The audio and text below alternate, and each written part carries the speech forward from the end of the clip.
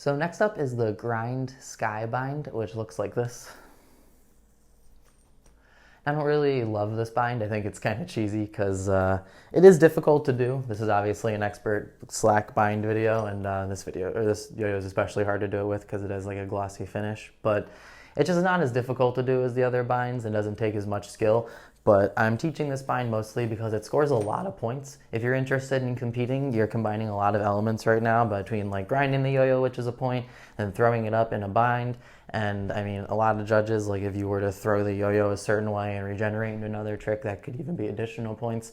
So that's the main reason why I'm teaching this trick. So for this trick, you'll want to go back to our bind video where we teach sky binds. So go back and check that out. I'll make sure to put the link in the description, or it'll pop up over here, wherever the heck it comes up. And you're basically just combining a finger grind and that sky bind trick. So the key to this trick is not letting you go of the string that's connected to your non-throw hand until your yo-yo is grinding on your throw hand. If you let go of the string too early from your non-throw hand, your yo-yo is just going to bind up like that as you're waiting for it to grind. Like that loop might come underneath of your yo-yo and then just automatically bind your yo-yo up, what you don't want. You want it to grind, and then you can throw it up and then catch it, and it looks really cool and dramatic.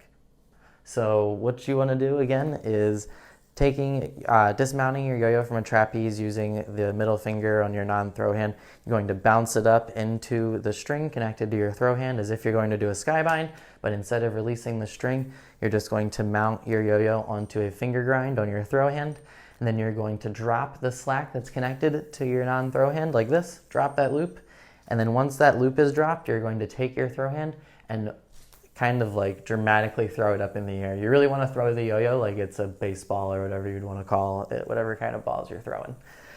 Grind the yo-yo, throw it up, and then catch it back in your hand just like you would a sky bind, just like that. And if you catch it underhanded, just like I did, it brings your yo-yo into the perfect position to then throw into your next trick. So also keep that in mind.